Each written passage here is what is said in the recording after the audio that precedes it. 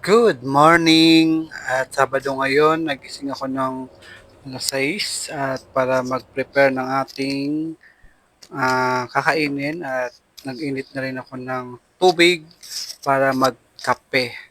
So, ayan, mainit na yung ating tubig para magkape tayo habang sinimpla ko siya at ako'y maliligo.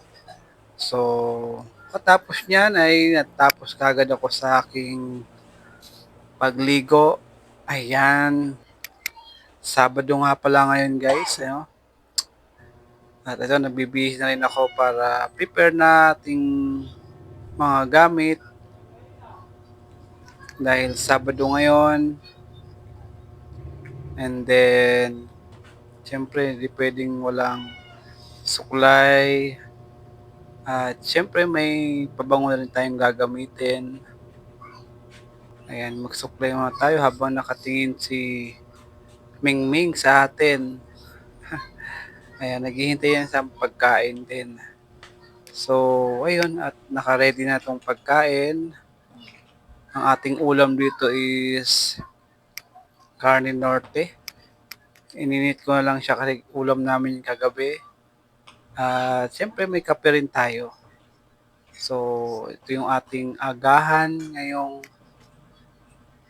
dahil papasok tayo, kailangan may laman ng tiyan sa umaga. Ayan, so ako ay nakasakay na sa ating motor para pumasok. At ito na nga ako ngayon sa kalsada. And then, dito lang naman yan sa may ilis ko.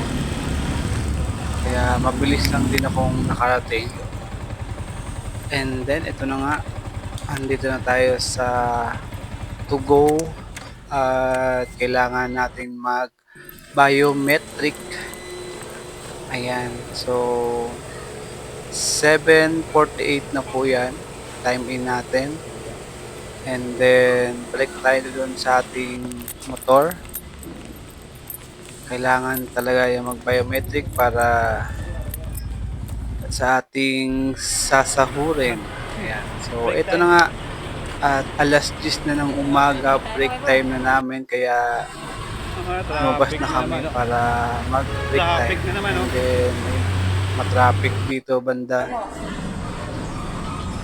At eto sila bibili sila ng kailang makakain. Kakain daw sila. Kami ay ito lang, snack lang. Ayan, tinapay. So ayun, alas 12 na at nandito na ako sa bahay. Break time na para magtanghalian. Umuwi talaga ako pag dating ng alas 12. Tapos ayun, nandito ako, nanood muna ako ng TV. Habang nanonood, kakain din ako. Ayan, so Dallas versus Cleveland. Ayan. So, naluto na yung ham na hinihintay ko. Maga pa naman, 12:14 pa lang. At habang ako'y kumakain, nanonood ako. At siyempre, alauna pa yung balik ko doon. At siyempre, marami pa akong time para anong gagawin sa bahay. At maya-maya, pagkatapos kumain, 12:40, nandito na ako sa motor para pumasok na ulit.